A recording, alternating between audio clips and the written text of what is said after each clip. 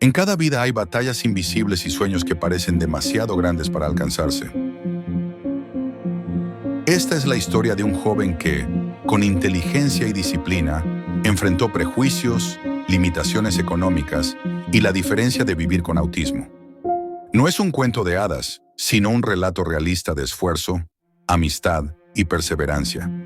Una voz que nos recuerda que la justicia no solo se defiende en los tribunales, sino también en la vida misma. Bienvenidos a la historia, La ley de mi vida. El inicio de todo llegó con el primer día en la Facultad de Derecho. El olor a tiza nueva y ansiedad flotaba en el aire de la Facultad de Derecho.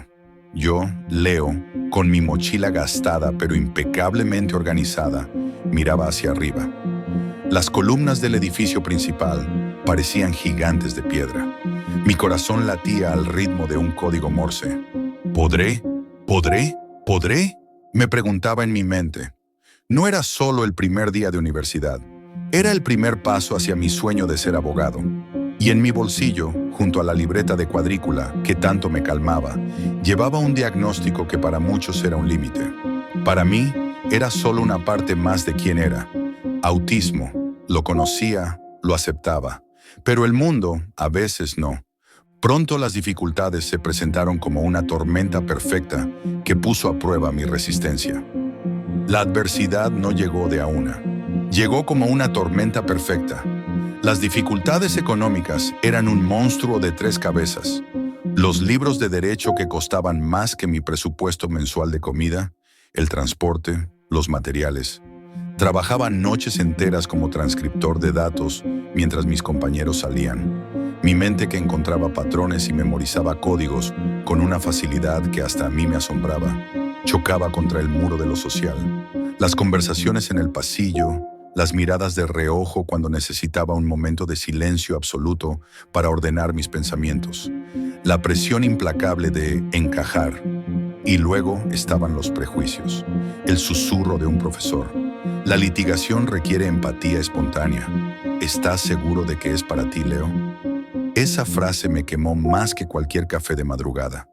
En medio de la presión apareció la voz firme de mi amigo de siempre, Mateo, recordándome quién era.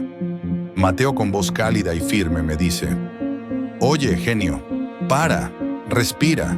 Mira, te traje té de manzanilla, no ese brete negro que parece alquitrán. Tu cerebro ya está sobrecalentado». Mateo, mi ancla desde la infancia, el único que nunca me pidió que fuera normal. El que entendía que mi silencio no era distancia y mi mirada fija en un punto no era falta de atención, sino concentración profunda. Mateo, me dice, recuerda el proyecto de ciencias de séptimo. Todos decían que era imposible que un niño construyera un modelo del sistema solar a escala con movimientos orbitales precisos. Y tú, con tus latas de aluminio, tus cálculos y esa terquedad que te caracteriza, lo lograste. Esto es lo mismo, solo que, en vez de latas, son artículos del Código Civil. Él tenía razón. Mi inteligencia era mi espada y mi disciplina, mi escudo. Creé sistemas, horarios visuales detallados, mapas de conceptos legales con colores específicos, rituales para estudiar que calmaban mi ansiedad. Cuando el ruido sensorial en la biblioteca era insoportable, usaba mis auriculares con ruido blanco. Cuando una mirada o un tono de voz me confundían, me aferraba a la lógica fría y hermosa de la ley. La ley tenía reglas, estructuras. Era un lenguaje que mi cerebro entendía a la perfección. Hubo un invierno en que la duda abrió una grieta en mi armadura y casi me rendí. Ese invierno en que casi me rindo. El agotamiento era un peso de plomo en los huesos. Había fallado un examen oral, paralizado por la mirada del tribunal. La cuenta bancaria estaba en números rojos. Y la soledad, esa compañera furtiva, me susurraba que quizás todos tenían razón. Que quizás este sueño era demasiado grande para alguien como yo.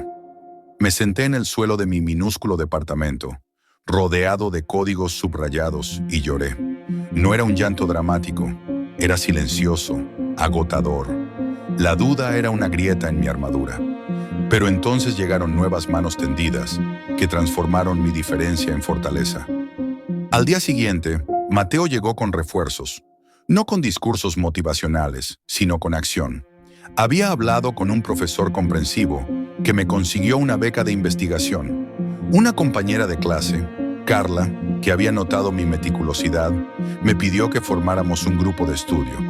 «Eres el único que realmente lee las sentencias completas», dijo.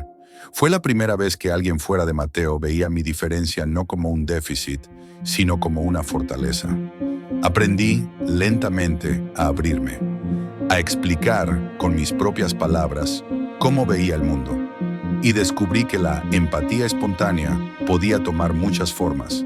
La mía era una justicia férrea, una defensa apasionada de quienes, como yo, a veces se sentían fuera del guión. Los años pasaron y la meta comenzó a dibujarse con claridad frente a mí. Los años pasaron como las páginas de un libro muy denso, pero fascinante.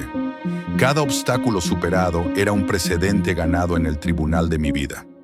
El día de la graduación, al ponerme la toga, no sentí euforia, sino una paz profunda. Había usado mi mente metódica para diseccionar los casos más complejos. Había convertido mi necesidad de rutina en una disciplina de acero. Había aprendido que mi voz, aunque a veces buscara las palabras con cuidado, tenía un poder único cuando hablaba de justicia. Hoy, desde mi propio despacho, comprendo que cada batalla librada me trajo hasta aquí. Hoy no estoy en un atrio universitario, sino en mi propio despacho. La placa en la puerta dice Leonardo Rojas, abogado, especializado en derechos civiles. Al frente mío, una joven madre firma los documentos que le darán la custodia de su hijo. Su sonrisa es mi mayor honorario. Al mirar por la ventana, veo a Mateo, ahora mi cuñado, jugando en el parque con mi hijo de 3 años. El pequeño tiene mi mirada curiosa y la risa fácil de su madre. Le enseño día a día que el mundo es un lugar con reglas, pero también con espacio para todas las formas de ser. Mi historia no es un cuento de hadas donde la discapacidad desaparece. Es la historia de un hombre que tomó las piezas que le dieron, una mente brillante pero distinta, lealtad inquebrantable, obstáculos económicos y sociales, y las ensambló con paciencia y tosudez para construir la vida que soñaba. El autismo no es lo que superé, es parte de lo que me hizo perseverar. Me enseñó que a veces, para encontrar justicia en el mundo, primero hay que hacer las paces con las propias reglas internas. El esfuerzo no garantiza que el camino sea fácil, pero sí que cada paso, por difícil que sea, te acerca a la cima. Y creedme, la vista desde aquí vale cada batalla.